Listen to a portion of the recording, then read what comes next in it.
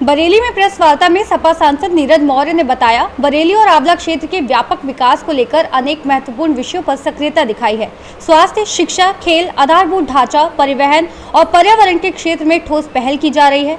आंवला क्षेत्र में एम्स की स्थापना, 300 बेड का जिला अस्पताल तथा अन्य सरकारी चिकित्सालयों को उन्नत करने के प्रयास किए गए हैं। सांसद ने बरेली कॉलेज को केंद्रीय विश्वविद्यालय का दर्जा दिलाने की मांग को संसद में मजबूती से उठाया है।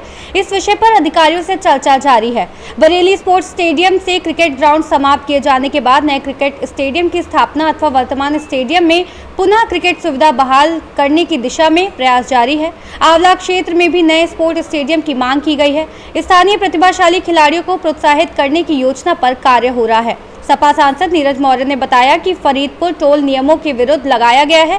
इस संबंध में केंद्रीय मंत्री नितिन गडकरी से भेंट कर टोल हटाने की मांग की गई, जिस पर सहमति भी बनी है। उन्होंने जनहित में इसे प्राथमिकता पर हटवाने का भरोसा दिलाया है। सुनिए। सांसद जी, देखने में आया है बरेली में लगातार अम्बेडकर की मूर्तियां बाबा साहब की तोड़ी जा रही हैं, उन पर प्रहार हो रहा है। हम सब लोग परम पूज्य बाबा साहब को मानने वाले लोग हैं, उनके बनाए संविधान को मानने वाले लोग हैं। और जो हमारी लड़ाई 2024 में हुई, भाजपा के लोगों ने कहा था कि 400 सीटें दे दो, संविधान बदल देंगे। तो जो वो कह रहे थे वही वो कर रहे हैं। संविधान बदलने के लिए उनको अधिकार तो नहीं मिला, लेकिन अब बाबा साहब के प्रतिमाओं को लगने न दो, उनको तोड़ दो। ये भाजपा का सदैव चरित्र चेहरा रहा है। हम सब लोग बाबा साहब की लड़ाई लड़ेंगे, संविधान की लड़ाई लड़ते रहेंगे। और आने वाले समय में जहां पे ये घटनाएं हुई हैं, उत्तर प्रदेश में जब माननीय अखिलेश यादव जी मुख्यमंत्री बनेंगे तो वहां पे भव्य रूप से बाबा साहब की प्रतिमा लगाने का काम हम लोग करेंगे। सम्मिलित किया जा रहा है, अभियान चल रहा है, तो शिक्षकों की कमी को पूरा न करके सम्मिलित किया जा रहा है। बहुत ही दुर्भाग्यपूर्ण है ये। आजादी के 77 सालों के बाद जब आज गांव का गरीब, मजदूर, हर व्यक्ति का बच्चा पढ़ना चाहता है और हमारे देश के अंदर राइट टू एजुकेशन एक्ट बना हुआ है, तो फिर गांव के स्कूलों को बंद करने का कोई भी निर्णय वो संविधान विरोधी है, जन विरोधी है। इसको सरकार को वापस लेना चाहिए, क्योंकि अगर एक गांव में बच्चा नहीं, स्कूल जब बंद होगा तो वहां के बच्चे कहां पढ़ने जाएंगे। सबके पास इतने पैसे देने के लिए मोटी फीस के पैसे तो है नहीं। लेकिन मुझे लग रहा है भाजपा लोगों को शिक्षा से दूर करना चाहती है। भाजपा लोग स्कूल बंद करके लोगों को शिक्षा से दूर करके उनको सवाल ना पूछने वाला बनाना चाहती है। और इसलिए मुझे लग रहा है कि भाजपा को 2027 में विदाई का समय आ रहा है और वो विदाई जनता करेगी। सांसद जी, कई बार ऐसा हो चुका है कि उसको शुरू करने के प्रयास किए, मुख्यमंत्री जी भी आए, उन्होंने भी निर्देश दिया। ऐसा क्या कारण है कि सरकार चाह रही है, मुख्यमंत्री चाह रहे हैं और यहाँ फिर भी नहीं शुरू हो पा रहा है? देखिए, ये ऊपरी मन की बातें हैं, चाह नहीं रहे हैं वो। अगर वो चाह रहे होते तो वहां पे अब तक काम शुरू हो जाता। इतना शानदार अस्पताल माननीय अखिलेश यादव जी ने बनाया था, वो अस्पताल यहाँ की जनता के लिए। और ऐसे ही बदायूं के अंदर एक बहुत शानदार मेडिकल कॉलेज भी राज्य सरकार के द्वारा माननीय अखिलेश यादव जी ने बनवाया था। उस अस्पताल का भी बुरा हाल है।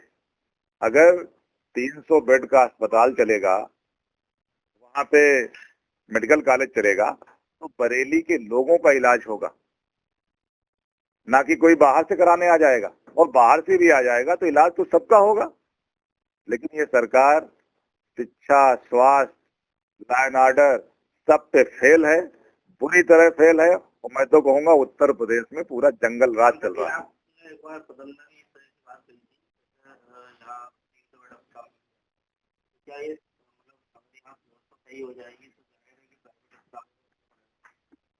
क्या मानना है, क्या ऐसा कुछ औसत है कि जिसकी वजह से गवर्नमेंट बॉडी अस्पताल जा रहे हैं? अब ये तो इसका जवाब तो सरकार दे, लेकिन सरकार का दायित्व है सरकारें जनहित के लिए बनाई जाती हैं, जनता के द्वारा चुनी जाती हैं और जनता ही सरकार होती है। तो जनता को सुविधाएं मिले, और सरकारी अस्पताल में लोग इसलिए जाते हैं कि वहां कम पैसे में इलाज होगा। भरोसा है लोगों को सरकार पे होता है, क्योंकि सरकार को जनता बनाती है। लेकिन वो क्या कारण है वो नहीं बना रहे हैं, कौन सा कागज है, कहाँ से वो मिले हुए हैं, ये तो वही लोग जानते होंगे।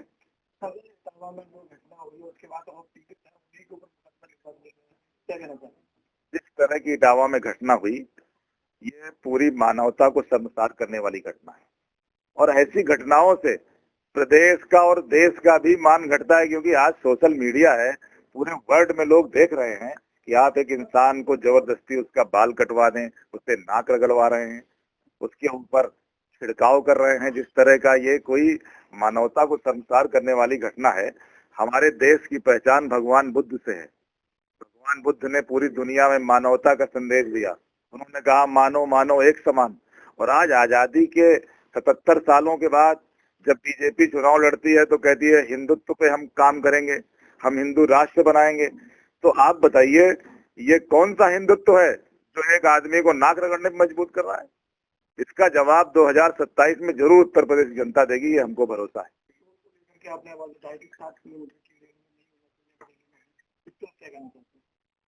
वो बात अभी चल रही है, लड़ाई हमारी जारी है।